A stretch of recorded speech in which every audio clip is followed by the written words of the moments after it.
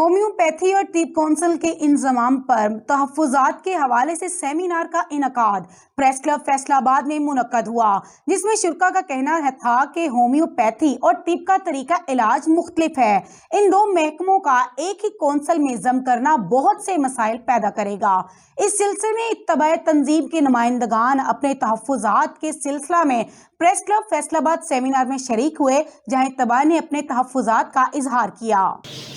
حکیم عبداللطیف بات کر رہا ہوں جامعہ طبیہ اسلامیہ فیصل آباد کے حوالے سے کہ اس وقت جو حکومت کا پروگرام ہے کہ قومی طبی کونسل اور ہومیوپیتھک کونسل دونوں کو اکٹھا کر دیا جائے، تو اس میں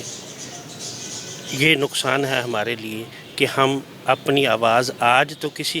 نہ کسی طریقے سے وزارت صحت تک پہنچا سکتے ہیں، مگر جب یہ دونوں جماعتیں اکٹھی ہو جائیں گی تو ہمارا جو علیحدہ طریقہ علاج ہے، ہمارا جو علیحدہ کام کرنے مریض کو چیک کرنے سے لے کر ادویات تک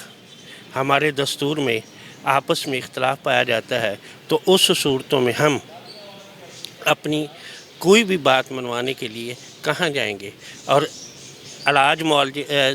اس سسٹم کو چلانے کے لیے اطباء کے لیے اطباء ہی ہونا ضروری ہے، نہ کہ اطباء کی بنیاد پر دوسرے آدمیوں کو مسلط کر دیا جائے جو نہ ہماری طب کی اصل جو طریقہ علاج ہے، جو اس کا سمجھنے کا سمجھانے کا اور اس کے علاوہ مریض کی تشخیص کے لیے جو ذرائع ہم استعمال کرتے ہیں ان سے واقف ہی نہیں ہے۔ ہمارا سب سے اہم ترین جو طریقہ علاج میں چیز ہے نبض ہے، جبکہ دوسرے تمام طریقہ علاج والے جو ہیں وہ نبض کا انکار کرتے ہیں۔ اسی طرح باقی جسم کی فزیالوجی ایک ایسا مضمون ہے، اناٹمی ایک ایسا مضمون ہے جس میں تبدیلیاں نہیں ہو سکتی، مگر سمجھنے سمجھانے کے اعتبار سے بڑا فرق ہوتا ہے۔ اس لیے یہ ضروری ہے کہ پاکستان قومی طبی کونسل کو اور نیشنل ہومیوپیتھک طبی کونسل کو ان کو آپس میں اکٹھا نہ کیا جائے، بلکہ ان کی جداگانہ حیثیت جو ہے، جیسے ایلوپیتھک طب، ہومیوپیتھک طب اور یونانی طب، یہ تینوں علیحدہ علیحدہ رہنی چاہیے۔ ان سے ہم اپنے منزل مقصود تک آسانی سے پہنچ سکتے ہیں۔ دوسری چیز اس بات کی طرف میں اشارہ کرنا چاہتا ہوں کہ ایک طریقہ علاج پر حکومت کی اس حد تک سرپرستی حاصل ہے کہ جتنی امداد ان کو ایک آدمی کے لیے، ایک ڈاکٹر بننے کے لیے دی جاتی ہے، ہمارے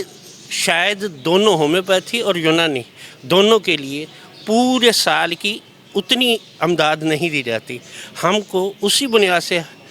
امداد دی جائے تو ہم انشاءاللہ العزیز ان کے برابر جو ہے نا وہ رزلٹ دکھائیں گے۔ حکیم شہزاد ملک جی، نیشنل کونسل فار طب اور ہومیوپیتھی کا جو ادغام کیا جا رہا ہے، یہ سراسر گورنمنٹ ان کونسلز کے ساتھ زیادتی کر رہی ہے۔ زیادتی کا مطلب یہ ہے کہ دونوں کونسل الگ الگ پیتھیز ہیں، ایلوپیتھک الگ پیتھی ہے، سب پیتھیوں کو ایک قانون کے تحت اکٹھا کیا جا رہا ہے، سب پیتھیز کا قانون الگ الگ ہے، تو لہٰذا ہمیں یہ ادغام منظور نہیں ہے۔ نیشنل کونسل فار طب کا ادغام کسی بھی پیتھی میں نہیں ہو سکتا، نہ یہ ہونا چاہیے۔ ہم حکومت کے اس اقدام کی مخالفت کرتے ہیں، اس ادغام کو نامنظور کرتے ہیں۔ سر، جیسے کہ ہمارے پہلے طباء کرام نے بتایا آپ کو کہ یہ جو نیشنل کونسل فار طب ہے اس کا ایک اپنا مقام ہے،